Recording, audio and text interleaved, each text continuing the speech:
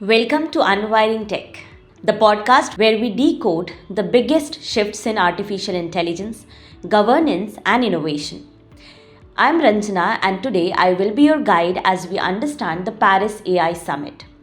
But before we get to the main event, let's turn back the pages and explore how we arrived at this pivotal movement. Because, as they say, every journey has a beginning. Just 2 years ago, AI regulation was a scattered discussion. Then came ChatGPT in late 2022, shaking up the world. Suddenly, AI wasn't just about technology, it was about power, politics, and policy. Governments scrambled, and so began the era of AI summits. Today, we are going to explore how these summits evolved from fear driven discussions about AI's dangers to a more hopeful vision of AI shaping public good. The very first summit was organized in Bletchley Park on the year 2023. The world leaders, tech giants, and policy experts gathered in the historic halls of Bletchley Park, UK. A place once known for cracking enemy codes in World War II, now it's a war room for AI safety. The question on everyone's mind: is AI a ticking time bomb? This wasn't a conference for optimists, it was a summit of warnings. Terms like existential risks and AI doomsday echoed through the halls. Then came the big moment, the Bletchley Declaration. 28 nations, including China, the US, and the EU, signed it, agreeing that AI should be designed, developed, deployed, and used in a manner that is safe, human centric, trustworthy, and responsible. But here is the problem: no one agreed on how to regulate AI. The EU pushed for strict AI rules, banning things like real time biometric surveillance. China, still going full steam ahead with AI powered mass surveillance and military tech. Big tech CEOs like Sam Altman, Elon Musk, and Google's DeepMind warned against too much regulation, saying it could kill innovation. And so the summit ended in a debate rather than action. Fast forward 6 months. Then came Seoul on May 2024, the Action Plan Summit. The UK and South Korea co-hosted the Seoul AI Summit, but this time there is a shift in focus. Instead of just talking about AI risks, the goal was to do something about it. The big idea: AI safety institutes, independent bodies to test and monitor AI systems.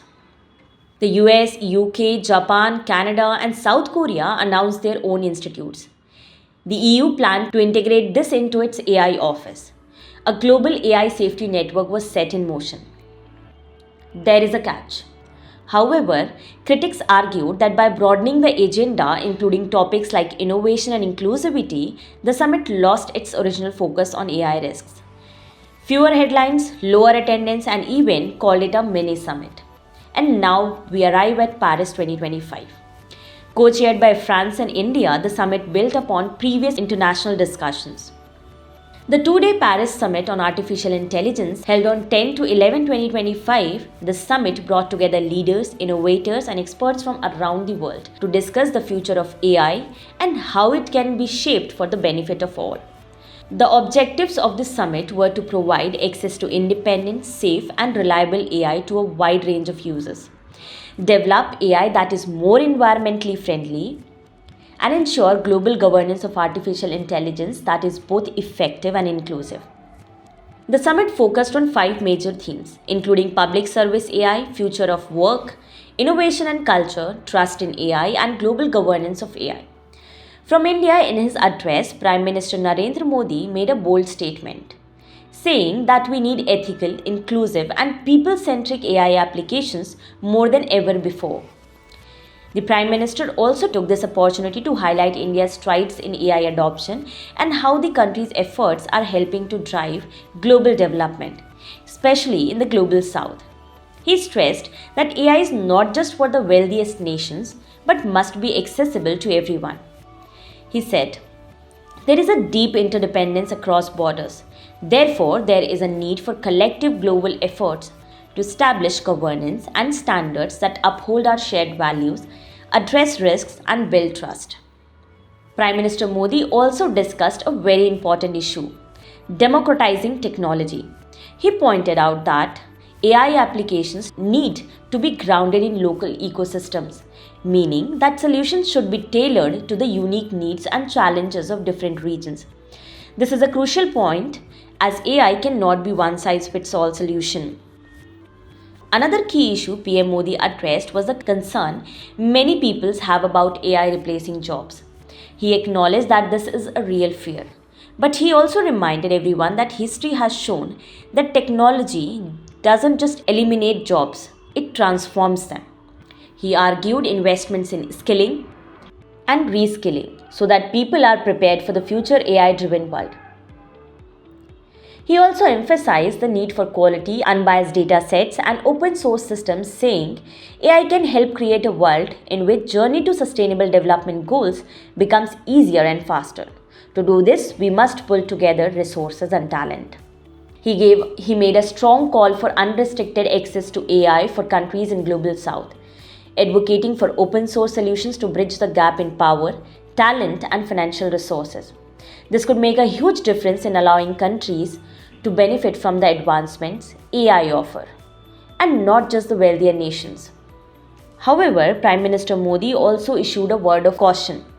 He spoke about risks of AI being misused, particularly in spreading misinformation and creating deepfakes. He emphasized the importance of addressing these issues head on, stating, AI must be about people centric applications. We must address concerns related to cybersecurity, disinformation, and deepfakes. It's clear that while AI holds incredible promises, we must also be vigilant about its potential dangers. French President Emmanuel Macron, in his closing address, made an urgent call for fostering trust in AI. He warned if we break the trust, AI will divide the world, stressing the importance of regulation that balances innovation with necessary safeguards. His speech outlined the key factors required for AI's trusted rollout: fair access, data quality, privacy, security, and copyright protection. Macron's message was clear. While AI holds tremendous potential, if we don't approach it responsibly, it could create more division than unity. That trust is the bedrock of how we all move forward with AI. Next, we heard from European Commission President Ursula von der Leyen, who addressed the summit with a strong message about the rapid evolution of AI. She noted this is the third summit on AI safety in just 1 year, and yet 3 new generations of ever more powerful AI models have been released in that time. President Ursula did not mince words when it came to Europe's place in global AI race. She rejected concerns that Europe was lagging behind, declaring the AI race is far from over. To show Europe's commitment, she also announced an additional €50 billion investment in AI, bringing the EU's total AI funding to staggering €200 billion. Now let's turn to Sundar Pichai, the CEO of Google. Mr. Pichai spoke about AI's incredible progress, saying it used to take one person their entire PhD to do one protein, and within 3 months, AlphaFold unlocked over 200 million protein structures. Now it's an open database, benefiting researchers and biologists worldwide. This was a great example of AI accelerating scientific discoveries, something that would have been unimaginable even a few years ago. But Pichai also raised an important caution about the risks of AI, particularly in the creation of deepfakes. He called for clear standards to regulate AI-generated content, making sure it's used responsibly. Moving on, let's look at important perspective from JD Vance from US. He made a bold statement saying, I think too many leaders in the AI industry, when they talk about the fears of replacing workers, they really miss the point. AI is going to make us more productive, prosperous, and free.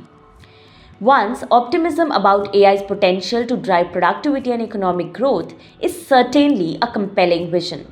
However, he also expressed concerns about excessive regulation, warning that excessive regulation of AI could kill a transformative industry just as it is taking off. He stressed the importance of policies that encourage AI-driven economic growth, saying, "We will make every effort to encourage pro-AI growth policies." And I would like to see that regulatory approach reflected in larger conversations at this conference. Vance also made a strong statement about the need to keep AI free from political or ideological influence. He declared, "We feel very strongly that AI must remain free from ideological bias. American AI will not be co opted as a tool for authoritarian censorship. This is a reminder that AI should be developed with openness and impartiality." Lastly, we also heard from UN Secretary General Antonio Guterres, who urged member states to support the creation of an independent international scientific panel on AI to better understand its risks, benefits, and capabilities. He also voiced his support for the launch of Current AI, a global public private partnership aimed at supporting large scale AI initiatives for the public good. His call for a coordinated international effort reflects the growing need for a unified approach to AI, ensuring that its benefits are shared globally and its risks are managed collectively. The statement also made it clear that it's not just about technology itself. It's about making sure AI can help reduce inequalities and build capacities in developing nations. The signatories emphasize that AI must be open, inclusive, transparent, ethical, safe, secure, and trustworthy, which aligns with international frameworks designed to ensure that no one is left behind as AI continues to evolve. But the declaration does not stop there. It also acknowledges the great work being done globally already, referencing initiatives such as UN General Assembly resolutions, the Global Digital Compact, and the work of UNESCO, the G7, and the G20. These multilateral efforts are crucial in guiding AI's development to ensure that it serves everyone fairly. So, what are the big priorities laid out in this statement? It's clear that Summit focused on making AI accessible and ethical, ensuring that innovation thrives while addressing the challenges it brings. The statement affirmed the following priorities: promoting AI accessibility to reduce digital divides and ensuring AI is open. Now, while the majority of nations came together to sign this declaration, there were a few notable absences. The UK, for example, did not sign the declaration, citing concerns about national security and the need for more detail in the global governance framework. A UK government spokesperson said, "This isn't about US. This is about our own national interest, ensuring the balance between opportunity and security." It's an important reminder that when it comes to AI, different nations have different priorities. On the other hand, the US also weighed in on the regulatory side of things. J.D. Vance, the US Vice President, warned about the dangers of over-regulating AI. He stressed that excessive regulation could stifle AI progress and pointed out that AI in its ideal form should make us more productive, prosperous, and free. It is clear that while US supports the development of AI, it's worry of too much government interventions. As for the agreement itself, it also acknowledged the growing concerns about AI's energy consumption. Experts have raised alarms about how AI's increasing demand for power could soon rival that of small nations. Definitely something that needs addressing as AI adoption grows across the globe. So, where does all of this leave us? The declaration marks a crucial point in AI governance, showing a shared vision for the future where AI works for everyone, from developing countries to tech giants. It's about creating an ecosystem where innovation can flourish without sacrificing ethics or leaving anyone behind. And as nations like India, France, and China step up to lead the charge, it's clear that AI's potential is limitless, but only if it's developed responsibly. And that's a wrap for today's episode. Thank you for joining me.